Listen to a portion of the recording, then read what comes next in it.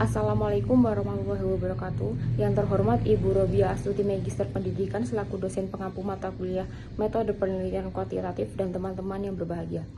Pertama, marilah kita panjatkan puji syukur kepada Allah Subhanahu wa taala karena telah memberikan rahmat kesehatan sehingga kita dapat hadir pada perkuliahan hari ini.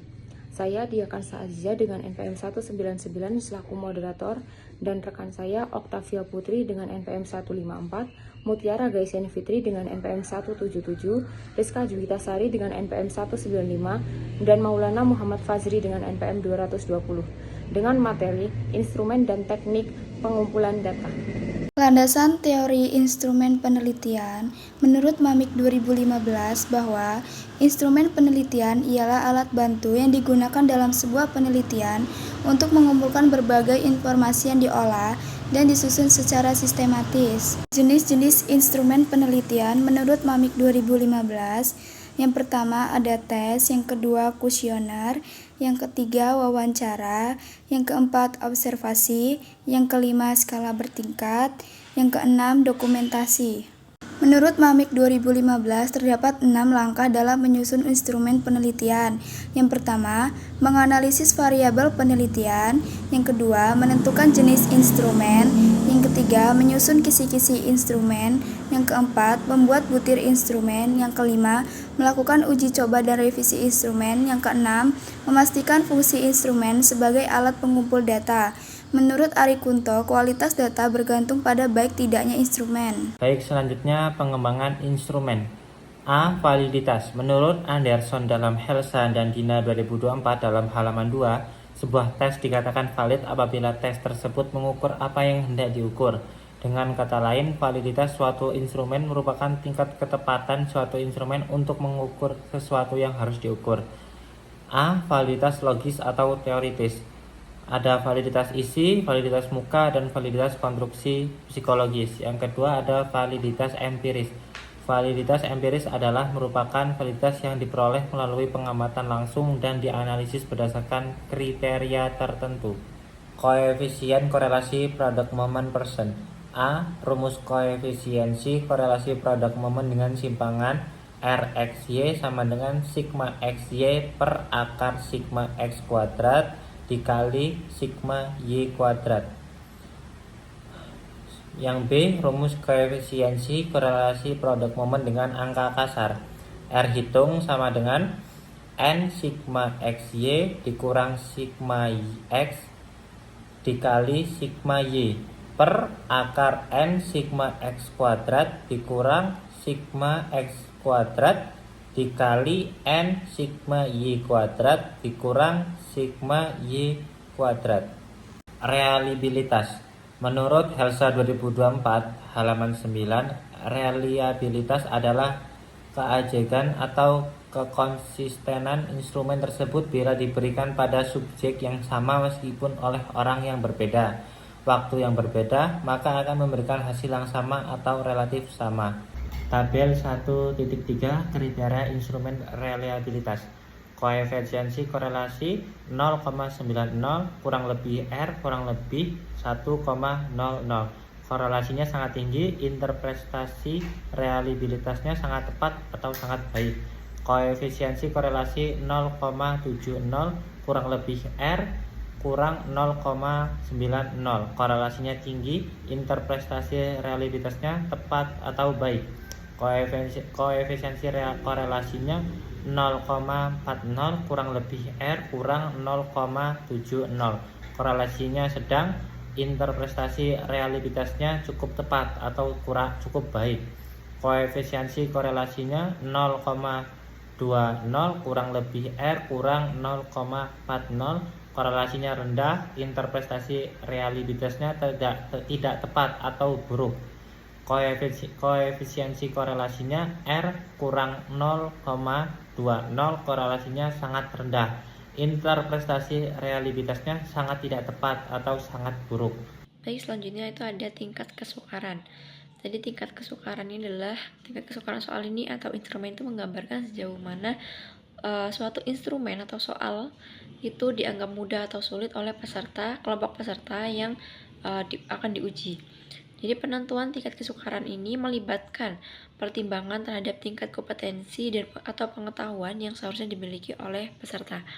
Nah, oleh karena itu tingkat kesukaran biasanya itu dinyatakan dalam bentuk persentase atau rasio jumlah peserta yang berhasil menjawab benar, lalu dibandingkan dengan total peserta yang mengikuti ujian. Sesuai rumusnya yaitu ada PI sama dengan N per N. Jadi PI ini adalah tingkat kesukaran butir soal ke I, lalu untuk N kecil adalah banyaknya peserta yang menjawab butir soal, dan untuk N besarnya itu adalah banyaknya peserta yang menjawab butir soal secara benar. Dalam teori klasik itu ada 4 cara untuk mengetahui tingkat kesukaran soal. Yang pertama ada skala kesukaran linear, 2 skala bivariat, lalu yang ketiga ada indeks Davis, dan yang keempat ada proporsi menjawab benar. Dan yang paling banyak digunakan itu biasanya adalah proporsi menjawab benar. Lalu di sini ada tabel yaitu kriteria tingkat kesukaran soal. Contohnya di sini ada IK. IK itu adalah indeks kriteria. Untuk soal indeks yang dinyatakan sukar itu dia dari 0,00 kurang dari indeks kriteria yaitu kurang dari sama dengan 0,30 itu dikatakan sangat sukar. Lalu jika IK-nya, indeks kriterianya sama dengan 0,00 itu dikatakan sangat sukar. Nah, menurut Fernandes, butir soal yang menghasilkan rata skor sekitar 50% dari skor maksimum dapat dikatakan bahwa butir soal itu mempunyai tingkat kesukaran yang tepat. Sementara itu, menurut Kartowagiran dalam Astuti, beliau mengungkapkan bahwa butir soal yang memiliki tingkat kesukaran 0,25 sampai 0,75 itu sudah dikatakan baik. Selanjutnya, daya pembeda, yaitu daya pembeda untuk mengukur sejauh mana soal tersebut dapat membedakan antara peserta yang memiliki kemampuan yang tinggi dan rendah, sedangkan tingkat kesukaran yaitu untuk mengukur seberapa sulit atau mudah soal tersebut bagi populasi yang diuji. Rumus pembeda yaitu daya pembeda sama dengan XKA dikali XKB dibagi skor maksimal. SKA yaitu rata-rata skor kelompok atas, sedangkan XKB yaitu rata-rata skor kelompok bawah. Selanjutnya yaitu tabel kriteria indeks daya pembeda. Jika nilai 0,70 kurang dari pembeda dan kurang dari sama dengan 1, maka sangat baik. Jika nilai 0,40 kurang dari daya pembeda dan kurang dari sama dengan 0,70, maka sangat baik. Jika nilai 0,20 kurang dari pembeda dan kurang dari sama dengan 0,40, maka cukup. Jika nilainya 0 kurang dari daya pembeda dan kurang dari sama dengan 0,20, maka buruk. Dan jika daya pembeda kurang dari sama dengan 0, maka sangat buruk. Teknik pengumpulan data menurut Martins dan kawan-kawan 2024, metode pengumpulan data kuantitatif digunakan untuk mengumpulkan data yang dapat diukur dan digunakan untuk analisis statistik. Tujuan dari teknik ini adalah untuk mendapatkan data numerik yang dapat digunakan untuk menentukan pola, menguji hipotesis, dan membuat generalisasi. Survei, eksperimen, dan analisis statistik adalah teknik pengumpulan data kuantitatif yang umum digunakan.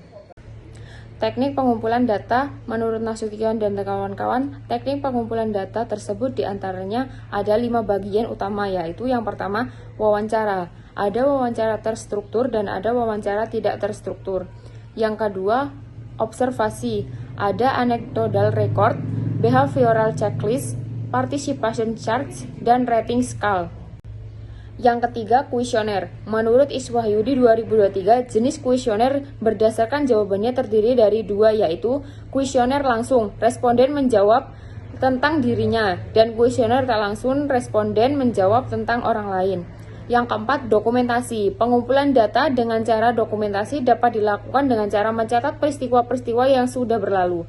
Dokumentasi sebagai pengumpulan data dapat berupa bentuk tulisan, gambar-gambar, atau karya dari seseorang. Yang kelima, trimulasi. Suatu teknik metode pengumpulan data dengan cara menggabungkan beberapa teknik pengumpulan data yang ada. Teknik ini digunakan dengan membandingkan data yang dikumpulkan dari suatu teknik pengumpulan data. Kesimpulan dari materi ini yaitu Instrumen dan teknik pengumpulan data merupakan komponen penting dalam penelitian kuantitatif. Instrumen penelitian berfungsi sebagai alat mengukur variabel dan pengumpulan data yang relevan secara sistematif dan objektif. Instrumen yang umum digunakan meliputi kuesioner, tes, observasi, wawancara, dan dokumentasi. Kualitas instrumen sangat ditentukan oleh validitas, isi, konstruksi empiris, dan reliabilitasnya. Selain itu, teknik pengumpulan data seperti survei, eksperimen, observasi, wawancara, dokumentasi, dan triangulasi digunakan untuk memperoleh informasi dari sumber data. Pemilihan teknik harus disesuaikan dengan tujuan penelitian dan karakteristik data yang ingin diperoleh. Penyusunan instrumen yang baik memerlukan langkah-langkah terstruktur, mulai dari analisis variabel, penentuan jenis instrumen, penyusunan kisi-kisi, penyusunan butir soal, uji coba, hingga revisi. Pengukuran kualitas butir soal dilakukan melalui analisis validitas, reliabilitas, tingkat kesungkaran, dan daya pembeda. Sekian presentasi dari kelompok 5 dengan materi instrumen dan teknik pengumpulan data. Saya akhiri. Wassalamualaikum warahmatullahi wabarakatuh.